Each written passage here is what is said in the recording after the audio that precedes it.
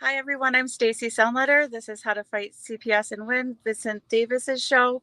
I'm standing in tonight for Miss G. She's with Mr. Davis, and they're out fighting corruption and helping families and can't make it to the show tonight. So I'm standing in, which is an honor. Also, an honor tonight, I have a special guest, Christine, and she is a medical professional herself and has a very substantial story to share with us. And not only is it a substantial story, but it's a story with a good ending to give families hope and inspiration to keep fighting because you can get your kids back. Which I guess I'm spilling the beans about Christine's story, but there's so many details to her story that it's a lot to hear, and it's very insightful about what happens in the system. So, without further notice, Christine, welcome to the show. And would you like to give a little background about your situation? Thank you. Where do you want me to start? It's a substantial story. There's a lot of moving pieces to it, a lot of chaos, and a child that came home.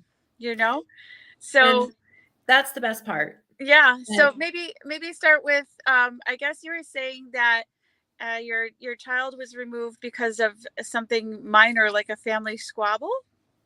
yep, the family decided to contact my biological family, my oldest daughter. I have 5 children. Their father unfortunately passed away in 2019.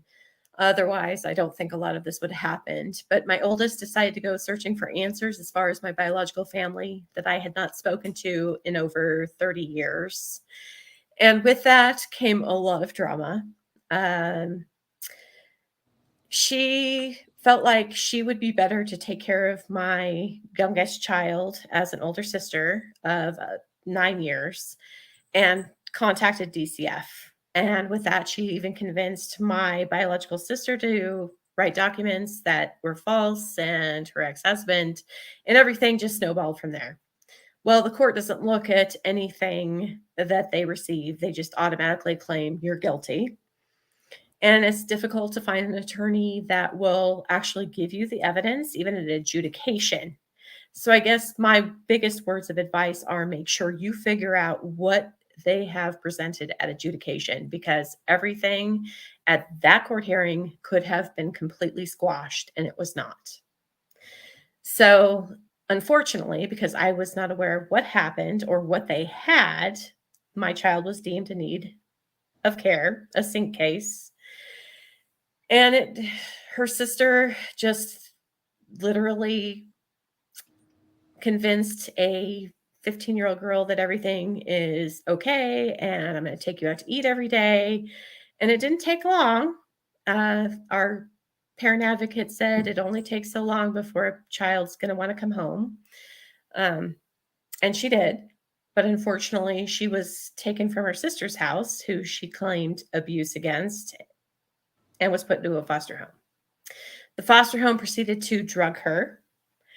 And then a judge within the case decided that her older sister, who started this commotion, could take her to Colorado to see a family that sexually abused me as a child. And my child ended up being with a person that abused me as a child by herself. And the judge was okay with that. So none of this makes sense. Why would a judge order a child to go to uh, a distant relative, even um, when there was a history of child abuse there? So when you say this person abused you, was it was that person adjudicated as an abuser? Was that I don't know the status because I didn't talk to them for 30 years, but I was an emancipated minor at the end of it. so you were emancipated because of abuse, or Yes. emancipated because you had a job and I you was a were foster child and then emancipated. okay, and you were emancipated because he was abusing you? Yes. Well, see, there's so many moving pieces to your story, because a lot of times you hear of people who grew up in the foster care system that they come back around for your kids later on. Exactly. And it started as soon as their father became ill. I went back to school to get my degree because I was going to have to become the sole breadwinner. And he had been the sole breadwinner up until he could no longer do it. And as soon as my kids went to a certain public school, he said, "Well, I called on you because your daughter was riding bike during school hours." And I said, "What?" And he said, "Yeah." And I said, "So do you call on everybody?" And this principal literally pulled out a crate from underneath his desk and said, "This is how many people I've turned into." Then it was called SRS, but now it's DCF in our state. Wow. So, do you mind sharing with the viewers what area of medicine you work in? I am a nurse with a bachelor's degree, and I'm currently working on my master's in education. Wow. Which the parental evaluation, I have to laugh, it was sealed, but the counselor that I see was able to get a copy, even though it was sealed. And it literally states that I probably barely have a high school diploma. So, you're a medical professional. I'm a medical professional. I'm a physician assistant, right? And I'll tell you one of the reasons, and it seems like you did the same kind of thing. This was maybe your logic too, but you can tell me. Um, when I was just even a child growing up, I aspired to be a mom, and a good mom. And one of the reasons I went into medicine was actually so I could be a great mom and take care of my family, because I always thought, health is so important. And here you went through your own trauma and medical experience of a spouse that passed. And I'm sure it had to have touched you in a certain way, that's why you went into nursing school, so you could be a better parent, take care of your family's medical needs, and care for your family. I don't know if I can't put words in your mouth, but I know that's how I felt. And I know the reasons in my family, the people that were sick, that's why it inspired me to do what I did. And I grew up in a medical family, and that's just what you do. You take care of people. And the saddest thing is that my husband could have survived, but we did not have the finances to cure his condition. So, And then you have how many other children? You have four other children. yes. And I always am baffled by the situation when you have all these other children at home, but they take one. And literally, the 17-year-old child was at the home when they took the then 14-year-old child. They pulled the 17-year-old child out of the home, told him he could not talk to anyone, couldn't do anything. And then they just went ahead, walked in, and took the 14-year-old. Offered him nothing. So you have all these other children at home, but you're somehow an inept parent, and you're only inept to one child and none of the others. Yep. And this happened twice because my second daughter, we tried to get mental health services for. At 16, her father and I decided that she was getting into too much trouble. She had graffitied the school. She had stopped a train, which is a federal offense, by the way. Don't stop a train. And we got a bed for her like a responsible parent would at a mental health facility. And as soon as we got her in, the next day we were supposed to have a meeting with her father, myself, and I, and DCF's involved. But the kicker is her father was on disability. So guess what wages were garnished as soon as they took that child in? And then this youngest child of mine gets death benefits. Guess who took those state benefits? Mm-hmm. And even after I have her back, I cannot be a payee representative. They're giving it to a person that we don't even know, who has not supplied us with any of her funding, like meager means, and they are holding on to her benefits. In fact, the check that they sent us spelled her name incorrectly. So when she's 18, she can't even go get that money because they spelled her name incorrectly.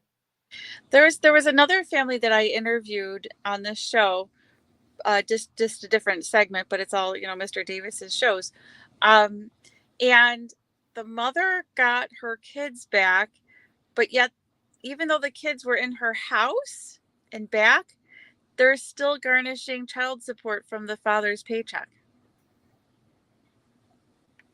Yeah, that's all they want. And as soon as Yeah. they saw my kids had Social Security death benefits or SSDI, they were on, and I could pay child support, of course.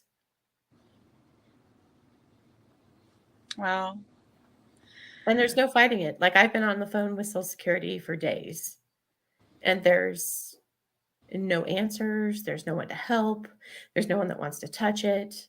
The only thing that I've been told that I could possibly do to rectify this case and help other people is to write a book. And a parent advocate told me that if I write a book, two things are going to happen. It's going to become a bestseller, or people are going to pay me to shut up.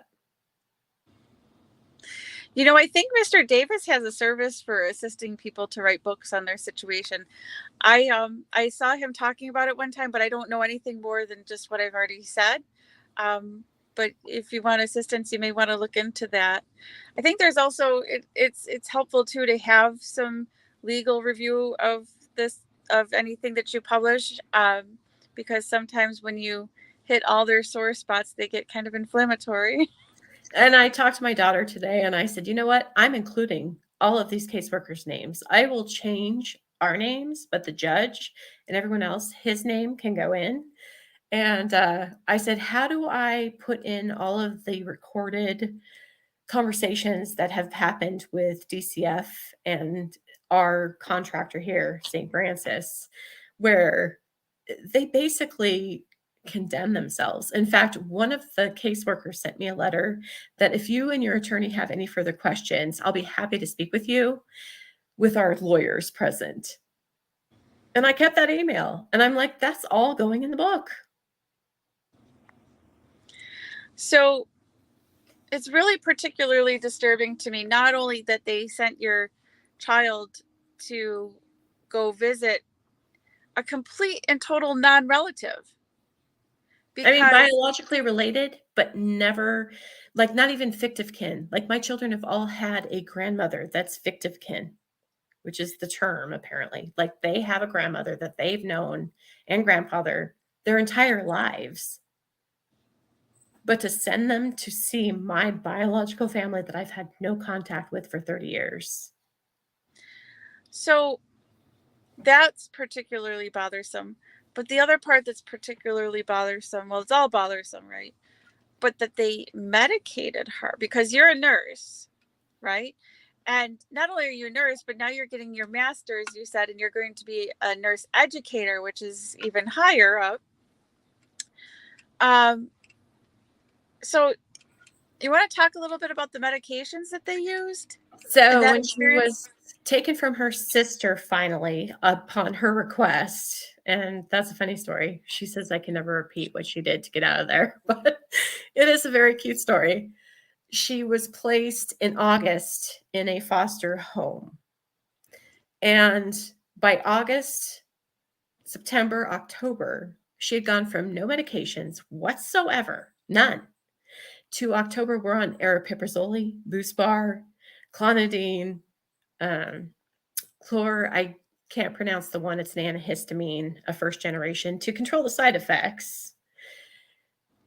And I don't even know for what. So I went ahead and I got the records. And it was actually a caseworker that gave me the records from the mental health facility that she was at. And she said, you didn't get these from me. And I'm like, okay, well, thank you. So I read through them. They medicated her saying that she was a fetal alcohol syndrome baby, which we never drank ever while our kids were growing up. Like, ever. I didn't have time. I had 5 children underfoot. And that she broke her arm due to child abuse. And if you pull up her records, if you would have been a prudent and honest provider, you would have gotten her medical records, which she's seen the same provider since she's been 1 year old, and found out that she broke her arm at school and that all of her prenatal records have no evidence of fetal alcohol syndrome. And that's what they medicated her on. So I went ahead and I turned those records over to the medical board here. I turned the Good girl, provider in. good girl.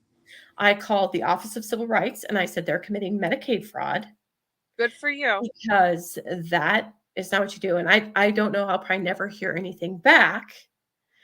But the fact is, if they're doing this to my child, they're doing it to everybody else's children as well. Well, there's And one more thing. You're a nurse educator, right? Or working on that. Do you have to educate nurses on appropriate use of restraint? Because is yes, that not also chemical restraint? correct.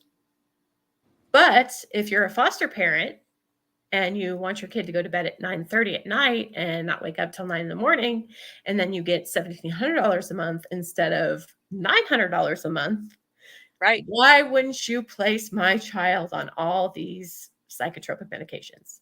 So as soon as she got home, April the 6th, I made appointments with the counselor that had seen her prior to leaving because her father had died.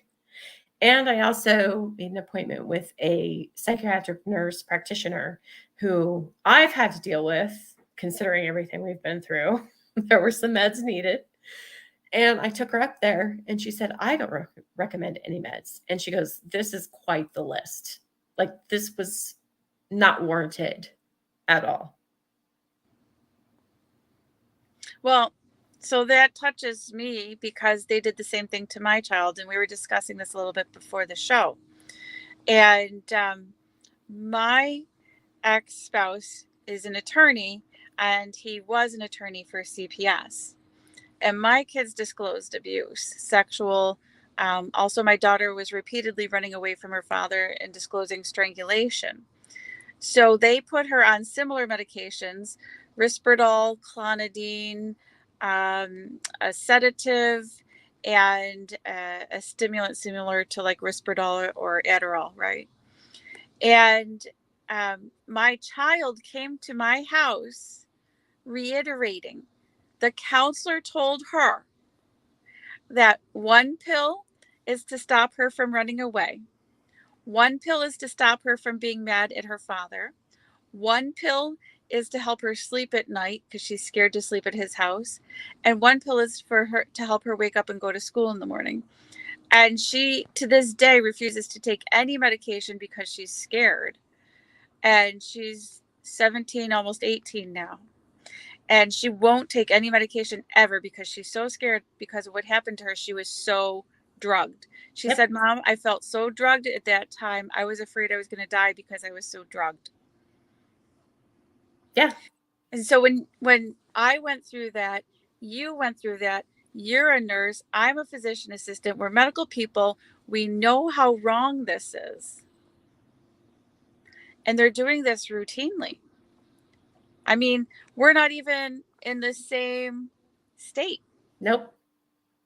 And that's And my daughter's prescribing psychiatrist knew there were allegations from my daughter of sexual abuse and strangulation, and he still did that. well, it's just like having the wrong records. I even asked for amendment to the record. They refused. Because they liked what was in there, the narrative that they were creating. Mm-hmm. And that's when I turned it over to the Office of Civil Rights, hoping that they would do something as far as HIPAA is concerned and Medicaid fraud. Right. Because how can you justify drugging a child based on a false narrative? And Right. unless I scream at the top of my lungs, this is never going to go anywhere. Right. I know in New York State, when you report any physicians, so it would be a psychiatrist, not a psychologist. But in New York State, if you report any physicians to the Office of, I think it's Office of Physician Medical Conduct, something OPMC, they have to do investigations on every complaint that comes through. And, so I can't ever say what their disposition or findings will or will not be, but, that's the comparable in New York State to kind of what you're talking about, the avenue that you tried there. But, And I did contact an attorney, and he said that, I'll get back to you in a couple months to see if you've heard anything. I don't think I'll ever hear anything about what that investigation ended up being. yeah, But likewise. I do know that it was not me who reached out to the Board of Healing Arts. It was the Kansas Department of Health and Environment that reached out to them. And now we have the Division of the Child Advocate, which is where I went to legislation and spoke in need of having a separate oversight committee for DCF and their contractors. I don't know which one actually contacted that office. So, so you had an attorney when you went into court for all this fighting, right? Yes. And what state are you in? Do you mind saying? Kansas. You're in Kansas? I am in the geographical center of the United States. And were you happy with your attorney? No, and I hired him. I paid for my attorney. And you were not happy with him? No, But you got your kid back. I did, but it wasn't because of him. It was because I raised so much ruckus and I wrote everybody and I called them and they accused me of being drunk and high and on drugs. And then they wanted drug tests. And then we got the case transferred because originally the case was in a different county where my daughter lived because she's the one that filed the complaint. So this case started 2.5 hours from where I live. And it took a year to get it transferred back to the county I live in, which is a very small town. And I knew once it was transferred back here that this would go a lot differently. And at the very last hearing, my attorney didn't even show up. It was one of his cohorts. And he said, in my 42 years of experience, I have never seen a case go on this long. Because they were trying to keep your kid from you. Yes. They wanted to drug her. And even the foster mother, like I said, was literally when we were in court, because we were on Zoom, I have my daughter texting me that she said, the foster mom's telling you to shut your mouth. Shut your mouth, mom. Shut your mouth. You're never going to get me back if you don't shut your mouth. And I said, no, I got you back because I didn't shut my mouth. Right. And I recorded everything, whether it's Smart. legal or not. I don't care. I have it all. Smart. Did you have any favorite recording devices? Just my phone. Your phone? Even with some of the counseling sessions where the counselor allowed my daughter to literally verbally abuse me, even though that's not what she felt. It was never redirected. But the Right. 2 Zoom meetings that we had with the head directors, with my attorney present, are just unfathomable. You cannot believe what they actually said on there. And that second meeting is when I got the letter or the email stating, if you have any more questions, I will be more than happy to speak with you and your attorney, with DCF attorneys present. Now, do you know if Kansas is a one-party consent state, or if you have to inform the other side you're recording? I think it's a one party. Yep.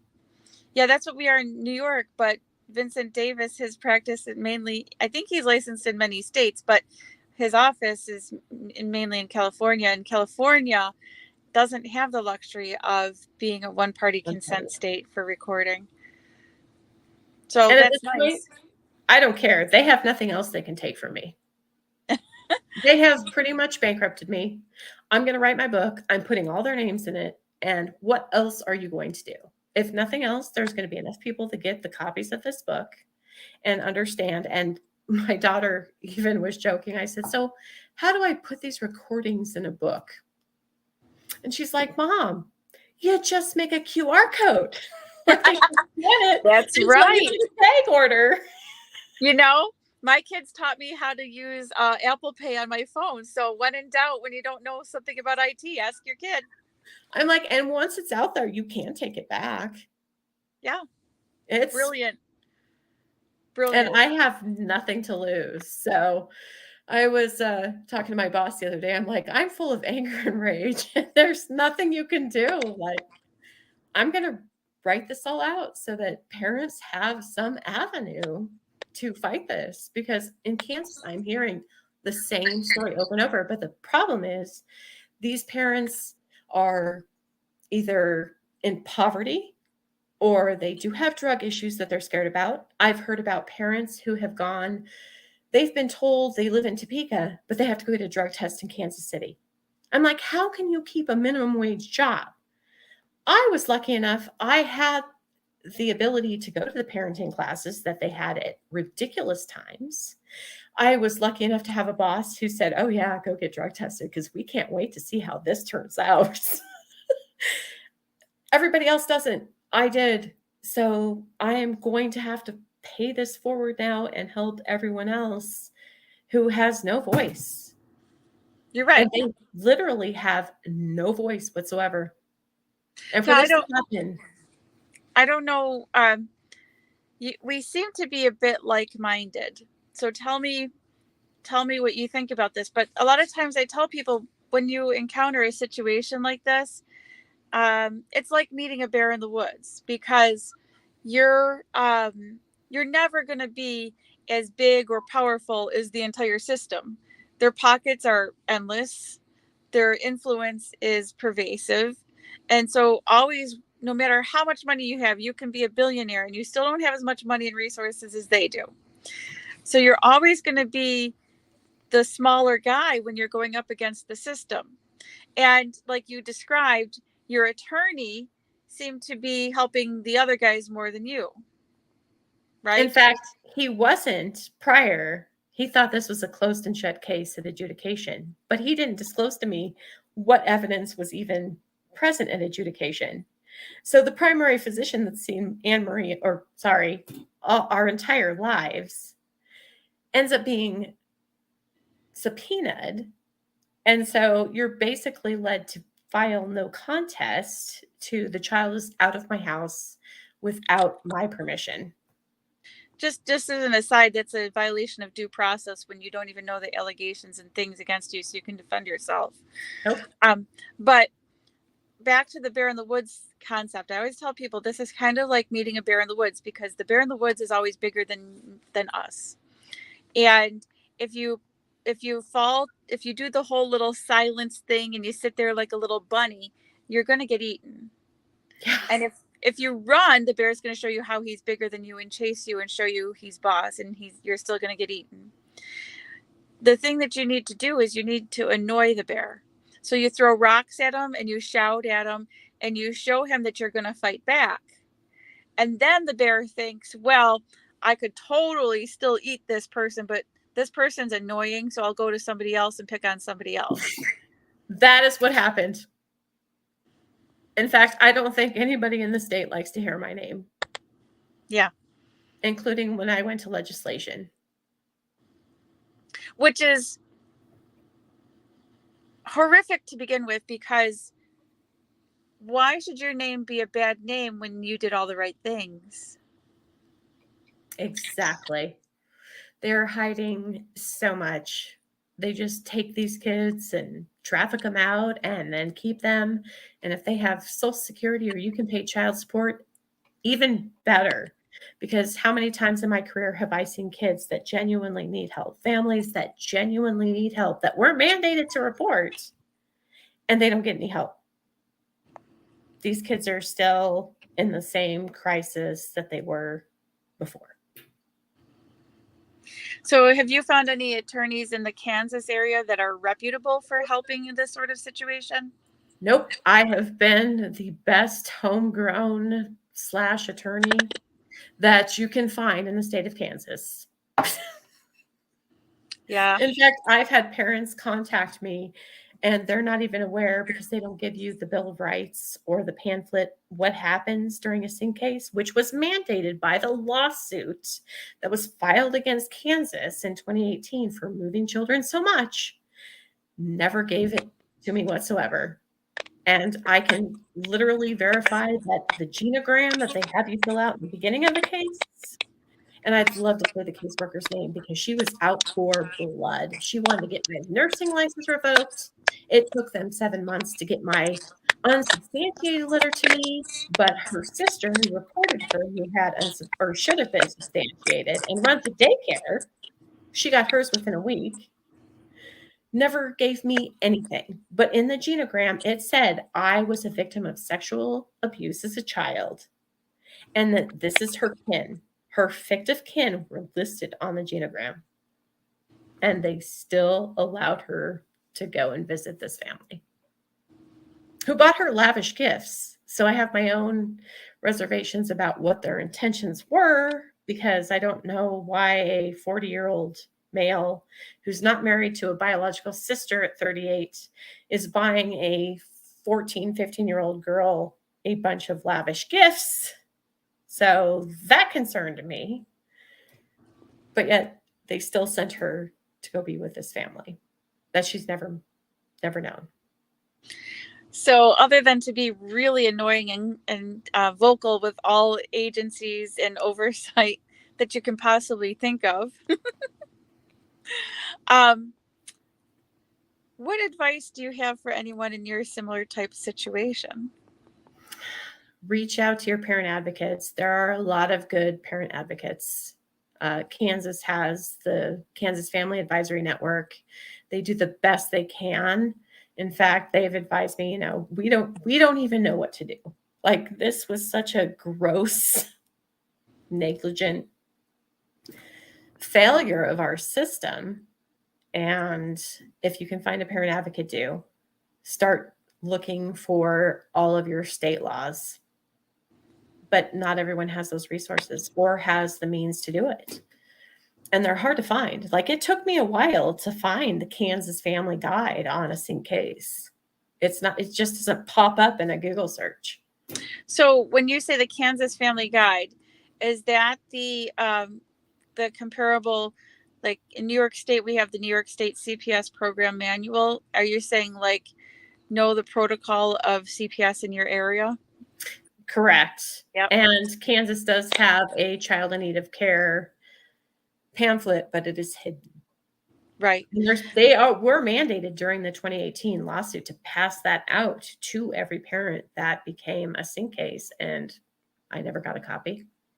So in New York State, ours are easy to find, but if you wouldn't mind, after the interview, if you could post a link so that if anyone from Kansas is watching, especially because it's hard to find, if you could post the link to the interview, I would appreciate that, because we're like cut from the same cloth. That's why I was so happy to be able to do your interview, because I've watched all your videos and been like, you and I are thinking exactly alike. Yeah, because I say the same thing. I always say, I'm just this homegrown person, and then you said it too. And but I'm always thrilled when I interview somebody and they have read the CPS program manual for their state, because that, knowledge is power, so as much law as you can learn, as much of the protocol that they're supposed to follow that they never follow, and call them out on it. And yeah, I've gone all the avenues through the oversight and reporting too. And I did get the attorney for children in my case. I did get him admonished. So every once in a while, your 600 complaints or whatever, one of them will finally stick. Um, and so, yeah, I mean, we've proceeded similarly, but that's the only way I have really found, um, what a person can do for themselves is, yes, of course, try your best to get a good, reputable attorney, because many, even like you said, a paid one for you in Kansas, worked for the other side because it's so intimidating. So get a good attorney if you can find one. But that's without saying, just because you have a good attorney, you have to become as knowledgeable as possible. Everything you can read. Like, And I I don't, have a counter back here. I have to show you. This is all my case on CPS. And I am trying to figure out how to take it forward, because my child in the very beginning was taken under false pretenses, no warrant, nothing. And so how does that even stop? I'm working on. And I don't know how for anyone to get their children back without working hard, personally. So there might be some magic, what is it, that Staples button, You press And wherever that commercial, right? it's definitely not going along with whatever they say.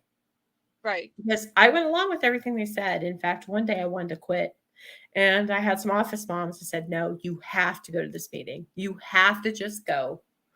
They supported me, said, just make sure you go. And I went and I recorded it, and it was a bunch of hooey. But they're like, you have to do it. Like, you are at the end of this fight. And I did. But just jumping through the hoops is not going to work. You have to make phone calls. And I was even accused of making phone calls after 5 o'clock, even though caseworkers were contacting me after 5 o'clock. And they used that against me in court. And I said, okay, so this caseworker is calling me at 7. How can you use the fact that I'm writing emails to you people, since I'm supposed to keep a job and I'm supposed to go to parenting classes and I'm supposed to get all of these evals? No. Well, that's the beauty of the human brain, right? The beauty of the human brain is, unlike computers, we are able to discern, right? So if you're able to use discernment, you can choose to answer the phone or choose not to if it's past 5 o'clock, and you can choose at what time you're going to open up your email.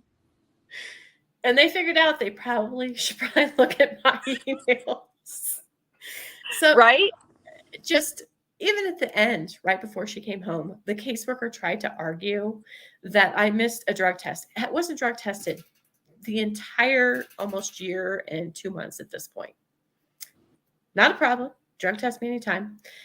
He waits till I am on an appointment for a surgical appointment in Lawrence, Kansas. There is a snowstorm behind me. I've had this appointment scheduled for 2 months.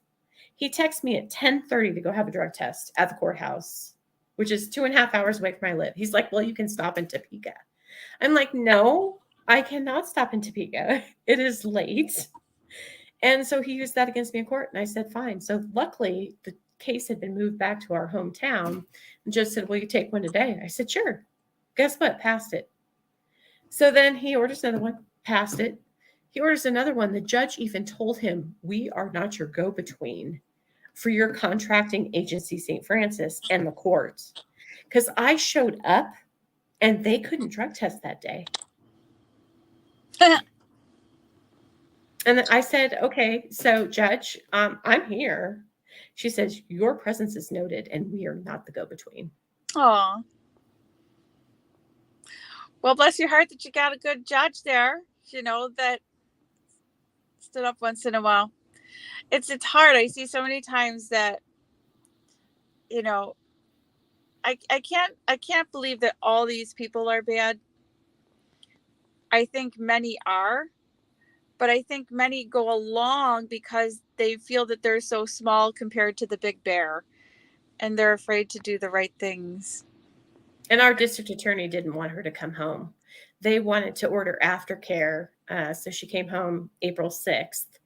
The aftercare consisted of 2 caseworker visits, one of which was, apply for Medicaid, which I do not qualify for. So they dumped her. They had her on all these psychotropics, dumped her off Medicaid. And then she wanted to show up again. She was here 10 minutes, never heard another peep. Our court date wasn't till the end of September. They wanted to extend aftercare. And so I finally told the judge, I opened my big mouth again. And I said, what have they done for us? What have they done? I said, they've shown up twice. I said, we've lost health insurance. They've thrown us to the wolves. You've bankrupted me. You wanted to drug test me. And now you put us in aftercare. What more are they going to do for us? And after that hearing, I got a text about a month and a half later that said, we're just checking in with you to see if there's anything we can do. And I'm like, I wonder if that has anything to do with the Kansas Division of the Child Advocate looking into you, because they're all up for rebid.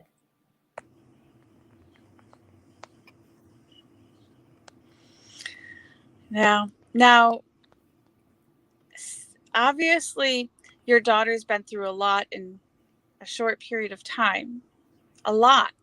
She was medicated. She was put into the custody of a pedophile for a period of time. She was taken away from her home environment. A lot happened. How long has she been home for? since April 6th. And she wants to let it all go. She asks me every day, why do you keep fighting, Mom? This is over. And I tell her, because I'm not going to let other families ever go through this. And we've had lots of crying, lots of heart to heart conversations about, if you don't like it here, then, you're home, but this behavior can't continue, or, we're a team, stuff like, dishes and whatever. And it's been a great relationship. And quite honestly, I think she's overcome all of it. But my heart breaks because she doesn't feel like me advocating is a good thing. She's like, let it go. Let's forget about it. It's hard. It's hard. And I think about, my situation too. After, I've emerged or my kids have grown up or what have you, am I going to keep doing this? And in ways, by advocating and exposing, we're putting our life on the line too, because there's a lot of ugly people who don't like what we're telling the truth about. They don't. And the problem is once you know, and you can't unknow what you know.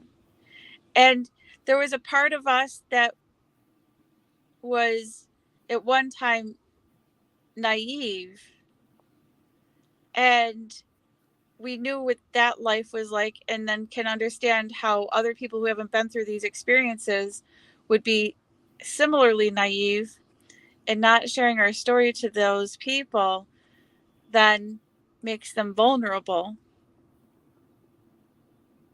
And we just had a hearing in New York State. Our senators, the Senate, had a hearing about family court in New York State. And the term that they used throughout the hearing was dehumanizing. Mm-hmm. And that's not a little word. That's It's not like, a word. that's not, failing. That's not errors. That's not underperforming. That's a much bigger word. And the whole system, family court, CPS, is dehumanizing. And you know it. I know it. How can we know and not say anything? And you're a nurse and I'm a physician assistant, and our lives are devoted to caring for patients and others. And knowing this information and knowing what they're really doing, it's It's hard, wrong. it's There's no hard other easy way to say it. hard to keep inside and sit back and let anyone else experience it. And So hope, I can't. And you know what? There's not much else. The Board of Nursing already knows what happened. Like that letter was already written. and it's hard, and hopefully, your daughter will come to understand what we're describing here, and know that it's not over till the dehumanizing treatment is over. Yep. For everyone. Right, right. So thank you so much for being on the show, Thanks for and, having me. and thank you for sharing your story, and I wish much healing for your family, yourself and your daughter, and all the significant traumas that you've been through. And I just also want to say too, because we're healthcare providers, a lot of people get focused on post-traumatic stress disorder, PTSD, and how these horrible situations are so harmful and torturous and detrimental. But there's also post-traumatic growth. That's another response that can happen from trauma too. And a lot of your growth is your wisdom and knowledge that you want to share with other people to help spare them from their suffering. And you gain a lot of wisdom and different priorities than you started out with in a whole reorganization. And I thank you so much for sharing your wisdom and your priorities. And um, and I thank you for sharing all of that with us. And I think what you're doing is a wonderful thing. And many prayers to you. And you as well. Thanks for having your show. And thanks for being so inspirational for all the listeners. Hopefully. This is how it's done, right? Hopefully. I'd like to stand by all of them and say, I'll be there. Give me a minute. Yep, this is how it's done, right? This is how it's done. It was hard work for you. You got your whole, portfolio behind you there. It was hard work, but this is what hard work pays. This is how hard work pays off. Yep. Helping others. Yeah. So thank you so much. Is there anything else you want to add? No, thanks for having me. And I hope everyone has a blessed evening and they can survive. Yes. Thank you. Thanks again, Miss Christine. Yeah, you take care. You have a wonderful night. Bye. Go kiss all your 5 kids. Yeah. Thank you. Bye. Bye-bye.